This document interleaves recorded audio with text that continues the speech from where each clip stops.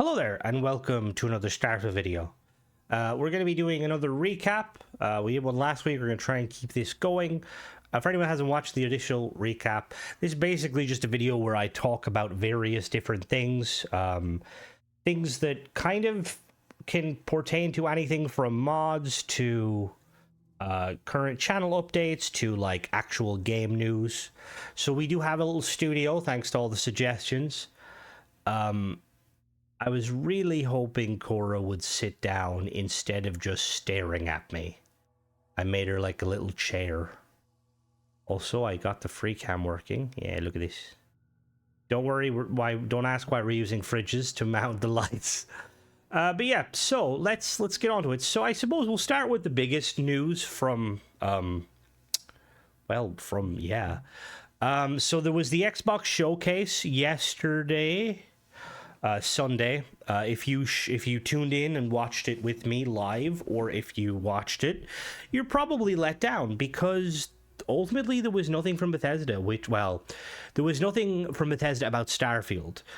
There was Elder Scrolls Online, a little bit of tidbits, which is kind of interesting.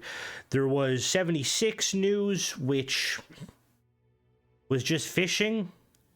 And yeah, that was pretty much it from like Bethesda in regards to Fallout / Elder Scrolls news. To be honest, it was a letdown. Like, it seemed to have caused a bit of an uproar in the Bethesda community, or the Starfield community, which I don't really blame them, because there's kind of two. There's two camps that have kind of formed. So there's the group of people who are like myself, who are quite upset that we have heard nothing from Starfield. It's been, at this rate, it's been what, 9 months since like a major expansion. Yes, we got an update a couple of weeks ago that did some bug fixes, but we have got no actual news from Bethesda regarding going forward, whether we're going to be getting any more expansions, or whether we're going to be getting anything. And that kind of camp is reasonably frustrated. And there is kind of there's like a small percentage of people that I feel like are kind of stirring the pot or completely missing the point, saying like, oh, you only have yourself to blame, like, you know, Bethesda never promised anything. And to be honest, it's a difficult one. Like, I will say, if you watched my stream, you probably will have heard me slowly lose hope. The Xbox showcase, like Starfield news aside, there was nothing really there that captivated me. I'm very much a kind of I'll play a many variety of games. There was one or two that were kind of like, okay, that's interesting, but there was no Halo. The only Gears they really showcased was a remaster of the remaster that's only for PlayStation. They showed a new handheld, which, like, honestly, like, the handheld is cool, but again, I think they kind of missed their mark. So a little bit of a non-Starfield related news. So the new handheld they released, it's like the ROG X Ally. It's basically like a kind of a more powerful version of a Steam Deck or like a Switch. It's not... So Xbox have partnered with ROG to make it. It's not a specifically Xbox product. It's not like a Series X or a Series S or anything like that. Like, it is very much a rebranded ROG Ally. It has some small tweaks to it. There is two versions. There's one version that is a little bit less powerful, that has, I think, 12 gigs of RAM, 520 megabytes or 520 gigs of storage, and it's using a slightly weaker processor. And then there's the X version, which is the first version I mentioned was white. The other version, the X, is black, and it comes with a more powerful processor, 24 gigs of RAM, I believe, and 1 terabyte of storage. Now, so here's the thing, right? It's cool. If the price, we don't know the pricing of it just yet, but if we're going to go off of the other ROGs allies, or the other ROG kind of handhelds, it's going to be somewhere around $800/euro, probably about 700, 600 pounds, which I'm going to be honest with you, that's not really in a price range for most gamers. At that price point, like, it's not going to be as powerful as the Series X. The display on it's just a standard LCD display. It's not using OLED. They're targeting 1080p 120 FPS, and the other one is targeting 720p, upscaling to 1080p, which again, see, here's the thing, right? Sorry, I keep moving my thingy. So here's the thing when it comes to like Xbox and kind of when it comes to like their peripherals. So I've noticed since doing Starfield videos that I've noticed there's a good chunk of people that play Starfield or play games using Xbox Game Pass streaming, so using the cloud basically. For whatever reason, they might not have an Xbox or, you know, like a TV for gaming, you know, they will rely on maybe using a tablet or their mobile phone. And that market, that in itself is a market, and I think if Xbox should have capitalized on that. Like, if you look at the price points, you've got the Series S that's around $250, and you've got the Series X, which is $500. It's actually now more expensive thanks to the tariffs. I believe the X is $600 in Europe, which, like, excuse me, the fuck did we do? And the S is like probably $300. So the Series S is a really good budget-friendly console, but the issue is if you kind of add in like all of the necessary, like, you know, requirements, like you'd obviously require internet, which that requires internet subscription depending on where you live. You know, you're going to obviously need television. I know, you know, most people might have a television, but I feel like the idea of the kind of the Game Pass streaming, it's more affordable. It allows people to game that might not necessarily be able to afford, you know, to have like a you know, internet, like home broadband, or, you know, Wi-Fi or stuff like that.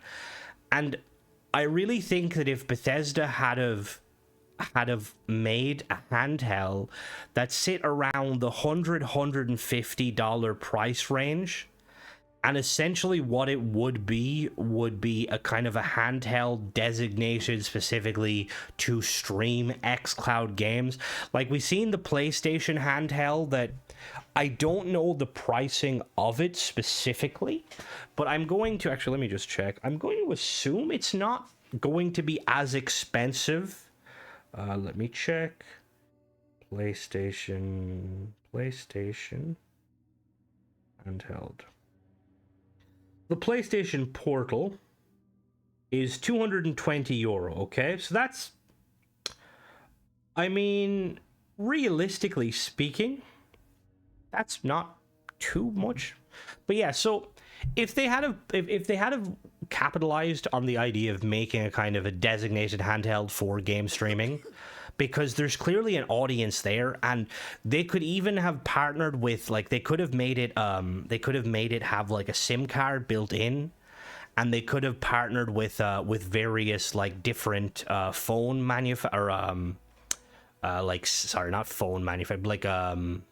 carriers.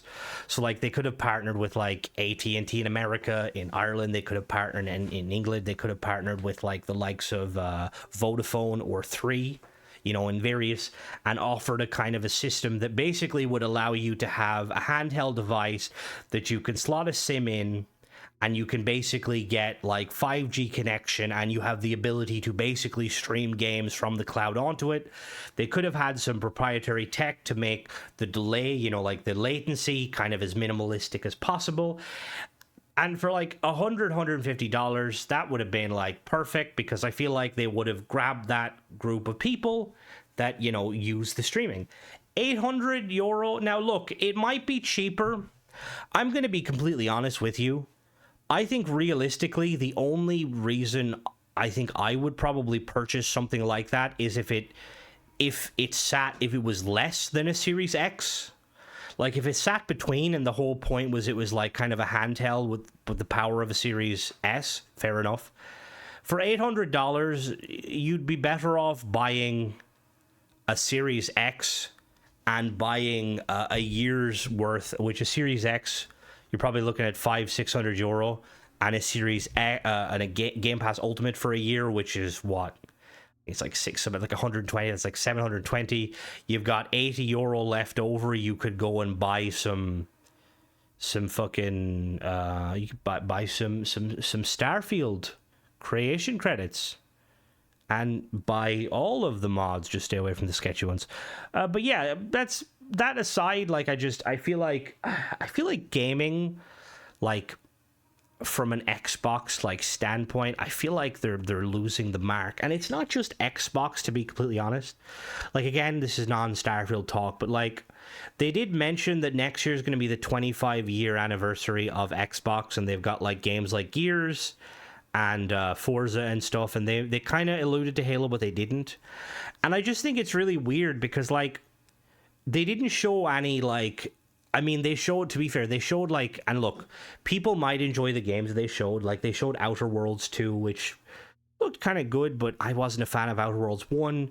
Grounded, they showed a little bit, which that actually kind of interested me, but it's going early access, which if you played Grounded 1, you'll know that realistically, it's not going to be feature complete for probably a good few years. So, yeah, like, it's cool that we can play it early and test it, but ultimately, if you're looking for a coherent, storyline, you know, it's going to be a while. It's just, yeah, it seems really like that Xbox is kind of forgetting about their heavy hitters like Halo and Gears and Forza. I mean, even the lack of COD. They bought COD, but there was, like, no COD. But yeah, like, that aside, like, the no Starfield, going back to Starfield, not having the Starfield thing there was to be honest, it felt like a gut punch because I think we were all excited. And the people that were saying, like, oh, you did it to yourself, you know, Bethesda promised nothing, they said, they put out a tweet in March saying that, you know, that they were working on stuff, they're hard at work, and that they'll be showing us stuff, you know, they can't wait to show us stuff, right? Now, realistically, people assumed it was going to be Xbox Showcase, because realistically, that's going to be the most, like, kind of sought after, you know, thing. Instead, we got the 76 Fishing, which, look, I like 76. I think 76 is a good game, but the Fishing update is probably on the weaker side of updates 76 has got. It recently got an update that can allow you to play as a ghoul, which is far more, you know, prominent. And realistically, I would have liked to have seen a trailer for that, even though it's been out a little while. Like, prior to the stream going live, there was like a kind of a 15-minute countdown. And the countdown just swapped between various, like, recorded footage of people fishing in 76. And that kind of told us everything we needed to know. It just seemed weird that, like, I would have much rather, like, them, like, I don't know, like, yeah, like, it just, I would have liked to have seen Starfield stuff.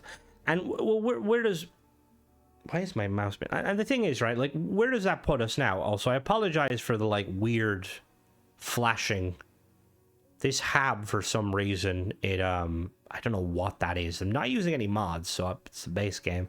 And it's not the light sources shining on it because it was there before. But yeah, like, where does that put us as Starfield players? Well, there's a lot of people saying Starfield's dead or Starfield abandoned. That's not the case at all. Bethesda doesn't abandon games. Like, look at 76. You know, they kept that game going and they turned into something amazing. The biggest problem, and I seen someone comment, and you know who you are. But I'm paraphrasing here. They basically said that Bethesda has kind of done this themselves. Like, fans are basically getting more outraged at the fact that no information. And what's going to happen is we're left constantly speculating. And, like, ultimately, no matter what Bethesda come out with, it's not going to be what we expected. Like, I see some people now that are kind of assuming that it's going to be, maybe they'll show something at Gamescom, or probably Quake. I mean, it is possible.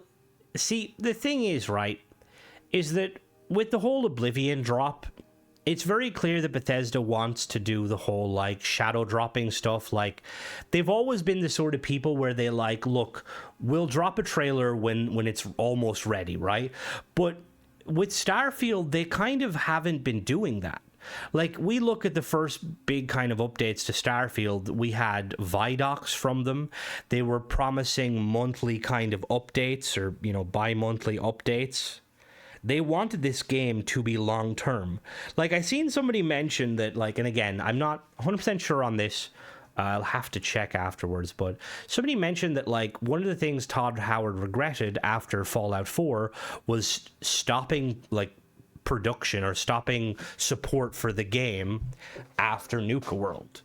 And to be honest with you, that's something that I agree with heavily. I think that not just Bethesda, but I think that most games companies, when they develop single player games that allow the ability to have, you know, like DLC storylines and expansions, they should keep going as much as they can, you know? Like, I know that as a Fallout fan and as an Elder Scrolls fan, like Skyrim, I would have loved if, like, Skyrim, you know, after Dragonborn, Skyrim kept getting updates for years and years, you know? And by updates, I don't mean paid mods. Yeah, paid mods are cool, but I know some people are probably going to say, oh, but with paid mods, we can do that. We're not talking about paid mods. But yeah, and it puts us in, like, an interesting, or it puts us in an awkward position where there's a few people, like, I have been known to, like, I've been known among the community to be very hopeful and give Bethesda the benefit of the doubt. And I'm still hopeful in a way, but I've seen a lot of people now saying, like, oh, like, maybe the reason they're not showing off stuff is because they've got a lot of things going on and they do want to wait for the perfect moment, right? Which is fine. But it's like they've been working since Shattered Space. They probably were working before Shattered Space because, like I said, a lot of Shattered Space was probably done before the game came out. You know, like the kind of the post-production sort of thing. We know that supposedly there's going to be another expansion. We know that it's in the, or no, we know that there is going to be another expansion, and they have an idea for another one after that. And supposedly the expansion coming is going to be Starborn, right? But that expansion, realistically, that's going to drop in what, 3 months, maybe 4. Now, I'm going to be completely honest with you. If we just get like a Starborn level expansion and like that's it in 3 months' time, and not by that's it, but like that's all we're going to get for the whole of year, you know, 2025. I think I'm going to be quite pissed off, to be completely honest with you. Like, there's a few people that have speculated that maybe like the reason they're hard at work and the reason is because they're overhauling certain aspects of the game, kind of like what Hello Games did and what Cyberpunk did. But see, here's the thing: both of those games, Cyberpunk and No Man's Sky, they came out incredibly buggy and or just not what the game was promising. Starfield, yeah, there was certain elements that probably weren't up to the standard of previous Bethesda titles, but for the most part, it was technically feature complete, you know, like it had story, it had all this. So I don't know how possible that is. Look, I would love to see them kind of rehaul some of the, or overhaul like some aspects of the game, like space travel, like the POI system, the leveling system. Like, there's a lot of elements that I think Starfield got right, like the shipbuilding, certain faction quest lines, like the Vanguard. But there's obviously certain ones they got wrong, like, you know, ships in space. There's very little to do aside from occasional combat. You know, there's no big kind of wreckages to explore, and like or like massive like asteroid type fields. Yes, there is asteroid fields, but I mean like alternative like things to make space feel like space, like, you know, like a role-playing game in space. Like, where's the neutron stars, where's the weird gravitational anomalies, you know, like the systems that are like all crazy, like, you know, stuff like that. Yeah, like, I think it's gonna be difficult for Bethesda, because like I was saying, no matter what they do, there's going to be people who will be expecting a lot more. I mean, I went in there yesterday thinking, okay, we're probably going to get, you know, like a little update, some new quest stuff, maybe some ship parts. And that really wasn't the case at all, which was, yeah, there was nothing. I kind of wish that Bethesda would have, like, you know, would have said something. Like, I think one of the things I remember with the it was there was one event regarding like where Halo wasn't mentioned, and the Halo devs specifically came out and said we're not going to be at this event, so don't get your hopes up. Like, Bethesda could have at least said that without, you know, like, they could have been like, all right, you know, we've got stuff in the works, we do want to show you, but we're not going to be at the Xbox showcase. It'll be later down the line. Even something like that, like, you need to temper expectations, Bethesda, and currently you're not doing a great job of it. Like, it's, yeah. Like, Starfield has a potential to be a phenomenal game. Like, there's still the rumors of PlayStation going to PlayStation, which that'll be a big jump. But again, like I was saying in previous videos, jumping to PlayStation isn't going to be enough. Like, if they're going to do this whole radio silence thing, they need to explain to fans ahead of time. Like, give us a brief kind of roadmap of, look, we're planning to do this, this, and this. We don't know when it'll come out. It'll come out when it will come out. But we are working, you know? Like, yeah, technically that tweet said that, or that tweet came out like March, and they did kind of say that. But yeah, it's just, I feel like if I was Bethesda, I would be making it very clear if they, you know, they were not going to, Starfield was not going to be at the showcase, just to prevent, you know, the uproar. And I will say it's always funny when, like, because I've seen it with Halo too, and I will say the Halo fans, my god, they're far more passionate but also far more outspoken. I myself have probably gotten a little bit angry a few times over like some of the way Halo's been handled, but yeah, like, I guess the kind of the end message here is like, let's not turn on one another. Let's not be, you know, let's not stoke the flames. Like, a lot of us are very much, we're distraught because we were hoping for something, and yeah, maybe we were hoping too much, but realistically, is that such a bad thing to kind of, you know, want to hope a little bit? Like, I think anybody that's going out of the way to try and put down people or do the "I told you so," like pack it in, guys. Like, we're supposed to be all one community. Like, we shouldn't kind of revel in the idea of like Bethesda being radio silent and people getting annoyed by that. Like I'm pretty sure Obsidian, in the Obsidian showcase, after the fact with Outer Worlds and with Grounded, they basically said that one of their biggest thing was how transparent they were with the fans.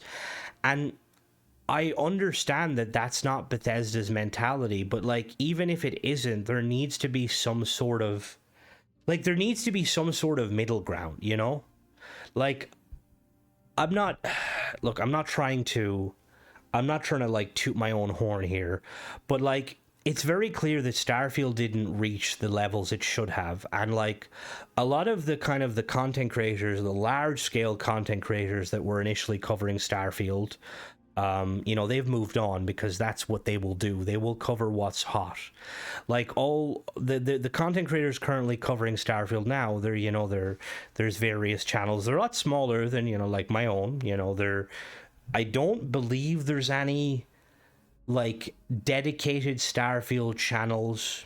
They're like quite large. I know there's a few that like large ones that cover Starfield, but it's more so like from a news point of view. But anyway, the point I'm trying to make is that I feel like if Bethesda aren't going to, if they don't want to be like, you know, transparent and kind of give people updates, like maybe have your community manager reach out to like the various channels. I'm not just saying my channel, you know, obviously it'd be awesome to for Bethesda to reach out, you know, privately and stuff, but like I'm assuming they're watching, like, you know, maybe pick some channels that like actually, enjoy the game and aren't going to you know, like, well, basically get, you know, there's obviously, like, there's a lot of, thanks, Cora, there's a lot of I'd say there's a few channels out there that are negative, and I don't watch too many. I don't watch any really Starfield content because, yeah, I don't like, it just feels weird. Because I know sometimes people will come into my stream and be like, oh, Crimson, have you, like, heard of so-and-so? And I'm like, who? But yeah, that's pretty much it regarding the Starfield update. Obviously, could have been better, but the game's not dead, okay? So we need to push that aside. Now, on to some other kind of, I suppose, less. So, regarding the new update, there's been a lot of people talking about the stutter has come back and it's, like, really bad and stuff. And to be completely honest with you, I tend to review, like I've said before, I review mods on Xbox. I don't play as much on Xbox as I used to, just because a lot of the time when I'm streaming, I stream on PC. But when I do probably spend, realistically, I probably spend maybe over 10 hours a week, probably, recording on Xbox. And I've never really had any issues with stutter. Now, that doesn't mean that the game itself isn't having problems. As you can see, I'm vanilla right now, and the wall is trying to speak to me in Morse code, apparently. What is that? Dash something. Is it telling me there's a... Wait a minute. Does that say ship parts? Holy shit. No, I'm sorry. But yeah, like, I don't want to. One of the things I will always say when it comes to, like, if you're having issues with the game, my instant concern is mods, right? Because generally speaking, the game itself will almost always run as smoothly as it can. You're bound to get a crash or two, but any sort of, like, freak issues, they can happen. Like, I'm not going to say that, you know, obviously we can have issues with the base game not related to mods, but it seems like a lot of people mentioning, when people say to me the stutter is back and I ask them, like, do you have mods, and they usually say yes, and they usually say they have, like, numbers in, like, the over 100, and, like, as I will say, at that point it's a mod. Like, I've seen so again, I've done a little bit of testing. I don't think, because anyone who watches my streams knows I use probably about 20 or 30 mods when I stream. That's not a lot by most people's standards. But I want to say any of the shipbuilding mods I've used have always worked fine. There's been no stutter. What other mods do I use? Now, there's new Grindterra mods out. I have yet to test them. It is possible they might be causing it, but I don't think so. The thing is, when it comes to, like, stutter, generally speaking, you're looking for mods that are going to either be... Because stutter itself... Again, this is... I'm not a mod author. I have a very basic understanding of mod making, and I have a very basic understanding of... I have a very basic understanding of kind of how the game works. But one of the things in my testing in the past is that there's a difference between, like, so I've seen the game kind of slow down, meaning the FPS would drop. And an example is when I checked the Icarus mod, that was a case of the FPS dropping with that mod. Now, I have also seen instances where before with the Well and Neon, where the stutter, what was causing this, or not what was causing, but the effect of the stutter wasn't actually messing with the frame rate. It was messing with my my PC's CPU. So, like, normally when I play Starfield on PC, my CPU, my central processor, not my graphics card, my central processor usually sits around 6% to 8%, with the well specifically, back when it was an issue, it was like jumping from like 2 to 15, like it was like a stutter. It wasn't like a frame drop, it was a stutter. Now, if we assume that when people are mentioning stutter, they're mentioning this specifically, I'm assuming, I don't know what specifically what would cause the stutter, because generally speaking, the stutters never resulted in crashes, but what used to result in crashes was FPS drops, which again, if somebody wants to go in depth and maybe could explain more, am I talking out my arse here? Again, I'm just going off of kind of previous kind of mods and stuff. I don't think it's going to be script heavy or bad scripts that would be causing the stutter necessarily. It could be dirty edits, for that meaning that whenever someone makes a mod in the CK, sometimes the CK will change things, and the mod author needs to be paying attention and look to make sure that there was no changes done that they didn't make. That could be causing it.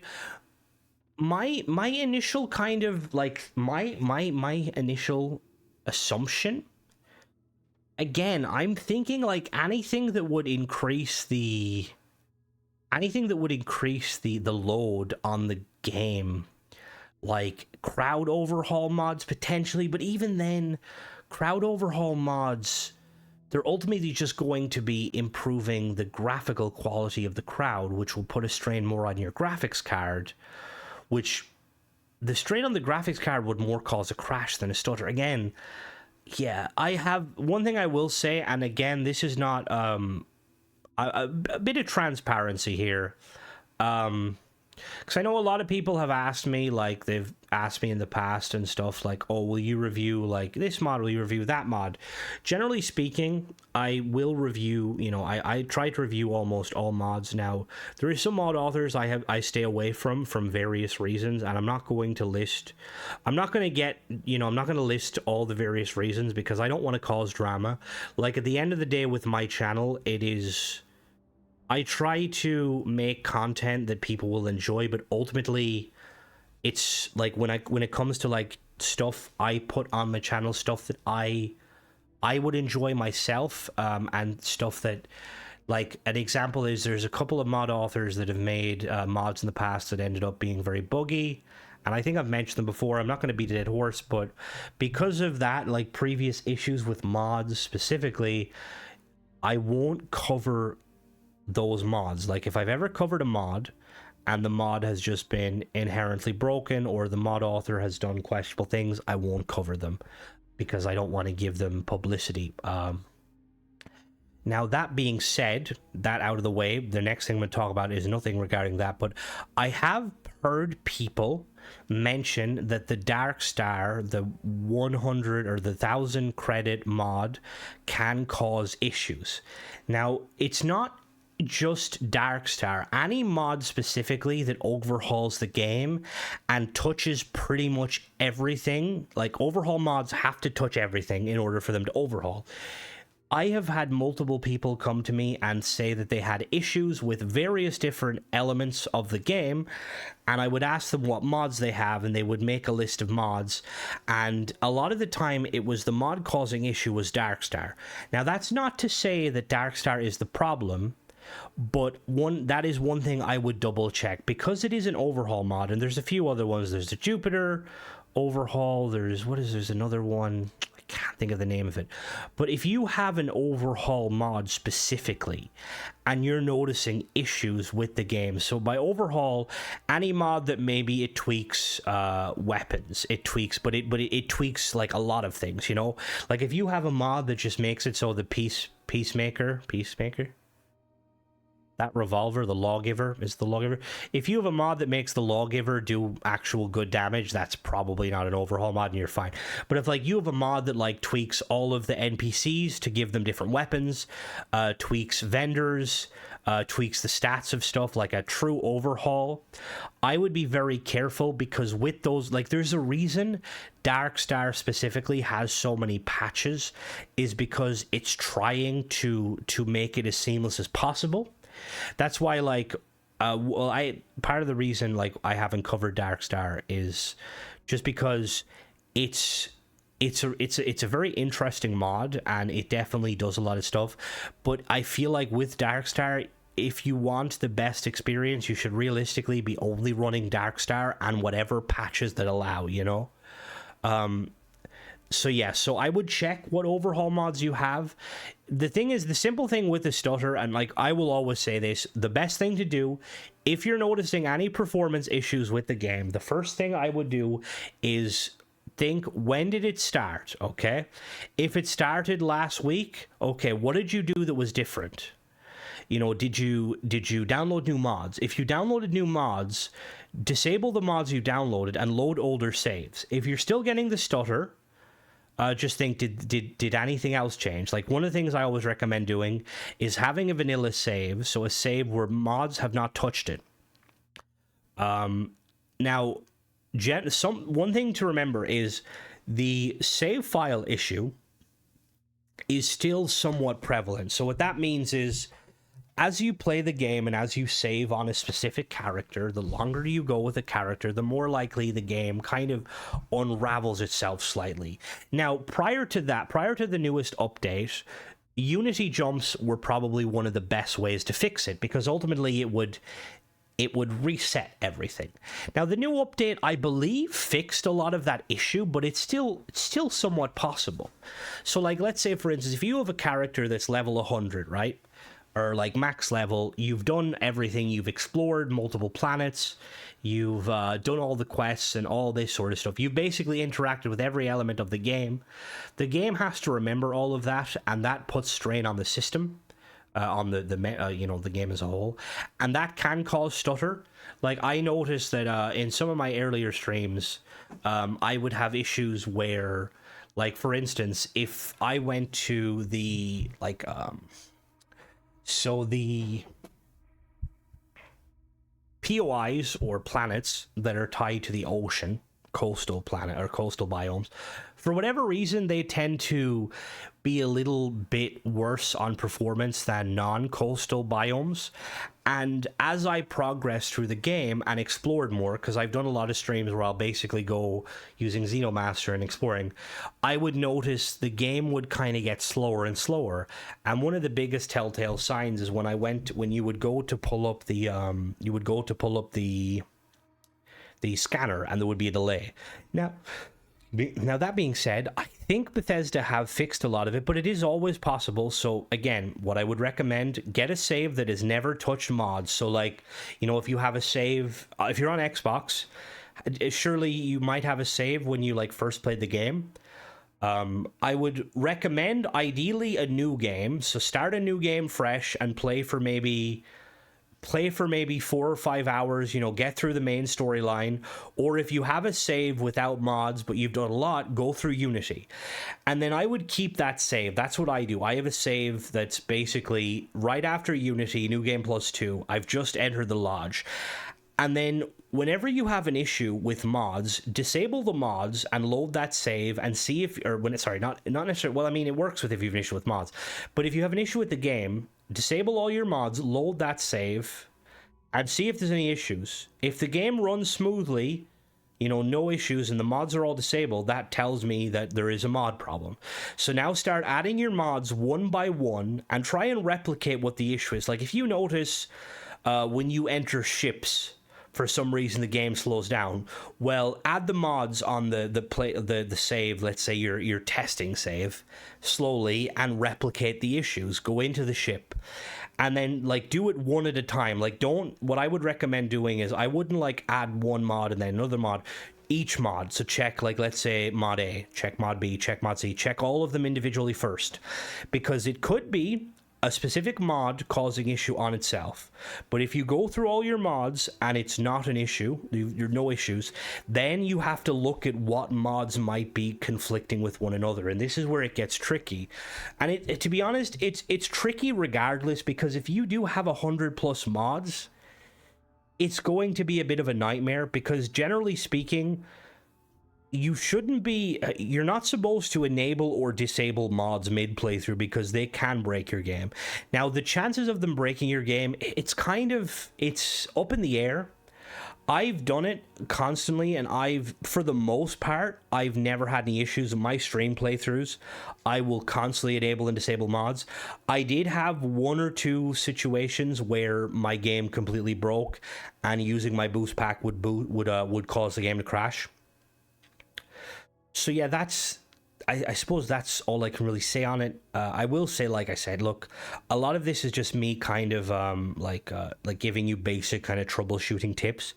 If anybody in the comments who is either a mod author or knows kind of game design or even knows like kind of coding or IT or anything, and they want to kind of chime in, because I always love seeing people kind of, you know, who know what they're talking about. I always like, I'm very much one of those people. I could sit down and listen to anybody talk about anything, you know, because yeah, I always like getting information on various things. But yeah, that's pretty much, I think that's pretty much it. There's not really much else. Like, we don't, as Starfield fans specifically, I doubt we're gonna get any news anytime soon. Realistically, it's probably going to be either QuakeCon or Gamescom when we will get anything. Now, who knows? Maybe Bethesda has put out something. I will have to check. Probably not. But yeah, that's pretty much it, guys. So that was another recap. Let me know if you guys have any questions, and I will answer them in the next recap. And again, if I did, because I mentioned a lot of things, like in these recaps and stuff, I try to cover multiple topics. I have mentioned a few things, like for instance, like talking about Darkstar. Again, I am not in any way saying Darkstar is a bad mod or anything like that. Just that with a mod like that, because it's a big overhaul mod, and when I was referencing the fact that there's mods I won't, you know, kind of touch because of issues with the past, it's nothing to do with Darkstar specifically. There's like other mod authors that I'm just kind of like, you make poopy mods, fix it please. But yeah, that's pretty much it, guys. As always, thanks for watching. Don't forget to subscribe, and catch you in the next one. Bye bye.